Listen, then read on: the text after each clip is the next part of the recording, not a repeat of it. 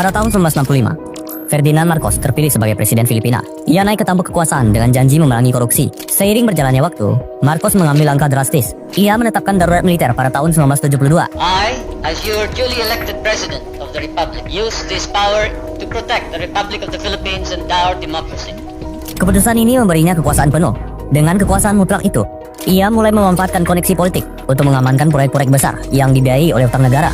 Salah satunya adalah pembangunan Manila Film Center. Proyek ini digunakan Marcos untuk mencampurkan kepentingan bisnis swasta dengan kekuasaan negara, yang membuatnya mendapatkan keuntungan pribadi yang sangat besar. Diperkirakan, kerugian negara akibat korupsi Marcos mencapai 10 miliar dolar atau setara dengan 324 triliun. Dengan semua kekayaan itu, Ferdinand Marcos berhasil masuk ke dalam list orang paling korup sepanjang sejarah.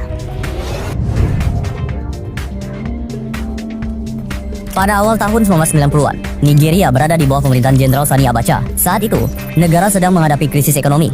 Di tengah situasi tersebut, Abacha membuat satu keputusan penting. Ia mengumumkan serangkaian proyek infrastruktur untuk meningkatkan keamanan nasional. Salah satu proyeknya adalah pembangunan Lagos Abuja Expressway.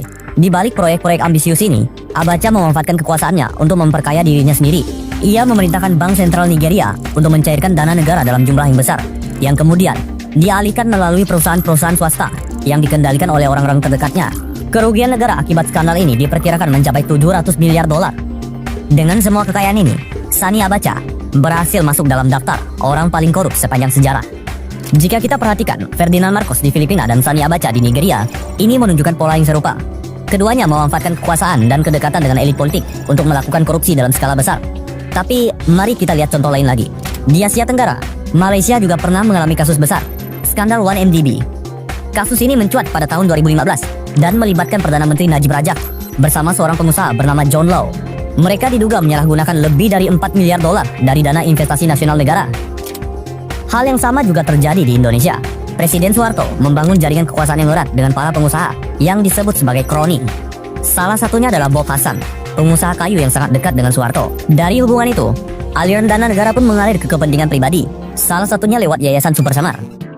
Mereka semua menggunakan jabatan tinggi dan koneksi politik. Ferdinand Marcos memperkaya diri melalui proyek-proyek negara. Ia juga memberi jalan bagi kroninya. Total kerugian negara diperkirakan mencapai 10 miliar dolar. Sani Abacha di Nigeria membentuk jaringan dengan keluarga dan kroninya, termasuk Gilbert Chagori, untuk mengendalikan proyek-proyek strategis dan menyalurkan dana ilegal ke rekening pribadi. Total kerugian negara diperkirakan mencapai 4 miliar dolar. Najib Razak bersama Joe Law menyalahgunakan dana investasi negara lewat skandal 1MDB. Total kerugian negara diperkirakan mencapai 4, miliar dolar Amerika Serikat. Soeharto mengalihkan dana Yayasan Super Samar ke perusahaan milik kroninya, termasuk Bob Hasan, yang menjadi tangan kanannya dalam bisnis kayu dan kertas. Total kerugian negara diperkirakan mencapai lebih dari 4,4 triliun. Dari keempat kasus ini, fenomena-fenomena ini berasal dari satu kunci, yaitu koneksi. Hingga hari ini, korupsi masih menjadi masalah global. Hukum bisa dibuat sekeras apapun, tapi praktek ini sepertinya tak pernah benar-benar hilang. Poin pentingnya adalah ini, korupsi bukan sekedar uang yang hilang atau proyek yang menghabiskan anggaran. Masalah utamanya terletak pada sistem patronase, yakni hubungan timbal balik antara elit politik dan pengusaha yang saling menguntungkan.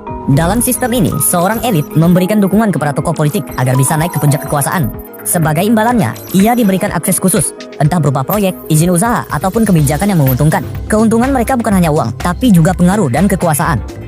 Max Sachser menyebutkan, korupsi adalah penyalahgunaan kekuasaan. Ia adalah gejala dari ketimpangan hak dan kesempatan antara mereka yang berkuasa dan mereka yang tidak. Dan karena itu, korupsi adalah masalah keadilan sosial. Maksudnya begini, korupsi tidak bisa hanya dilihat sebagai pelanggaran moral individu. Ia tumbuh karena adanya kesenjangan sistematis antara mereka yang memiliki kekuasaan dan mereka yang tidak. Selama kekuasaan bisa dibeli dan akses bisa diwariskan, selama sistem masih berpihak pada elit dan bukan pada keadilan, korupsi akan terus hidup sebagai bagian dari ketimpangan sosial. Selama sistem politik masih memberi ruang pada kekuasaan pribadi, selama hukum bisa diajak kompromi, dan selama institusi negara dikuasai oleh koneksi, korupsi bukan hanya mungkin, tapi menjadi bagian dari cara kerja sistem itu. Contohnya bisa kita lihat dengan jelas. Ferdinand Marcos membuka jalan bagi Roberto Benigno. Sani Abacha bekerjasama dengan Gilbert Chagori. Najib Razak dan Joe Law menyelewengkan dana negara melalui skandal 1MDB. Soeharto menunjuk Bob Hasan sebagai mitra utamanya. Itulah sebabnya, meskipun undang-undang anti korupsi sudah ada, praktik korupsi tetap saja terjadi. Selama koneksi lebih kuat daripada hukum, selama kekuasaan bisa memberi pengaruh, korupsi akan terus berulang. Seringkali korupsi tumbuh dari kebiasaan sehari-hari yang tak kasat mata, dari obrolan santai di warung kopi hingga uang terima kasih yang sudah dianggap lumrah. Ketika praktik-praktik kecil ini diterima tanpa rasa bersalah, disitulah benih korupsi mulai berakar. Perlahan tapi pasti, budaya korupsi terbentuk menjadi bagian dari rutinitas dari cara hidup. Seseorang mungkin mulai dari hal kecil, cuma tanda terima kasih, tapi saat hal itu dianggap wajar, kejujuran pun mulai dikorbankan. Ketika teman sekantor, atasan, bahkan lingkungan ikut bermain api, sulit rasanya menolak ajakan untuk ikut serta. Profesor Robert Klingard mengatakan, korupsi adalah kejahatan yang didasarkan pada perhitungan, bukan dorongan emosi. Korupsi bukan muncul karena emosi sesaat, tapi karena perhitungan rasional dan ekonomi. Beliau juga menjelaskan lebih lanjut, tentu saja moralitas itu penting, tetapi pada tingkat moralitas publik tertentu, besarnya korupsi sangat ditentukan oleh perhitungan ekonomi yang dibuat para pelaku. Apa manfaat dari tindakan tersebut? Seberapa besar kemungkinan tertangkap? Dan jika tertangkap, berapa besar hukuman yang diharapkan?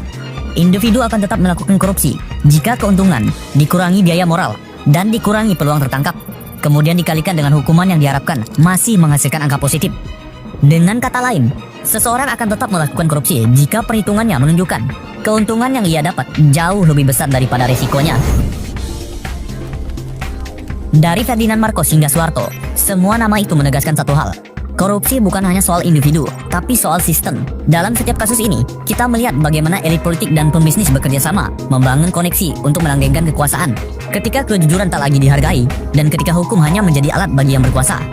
Selama sistem lebih kuat daripada hukum, korupsi akan terus tumbuh menjadi budaya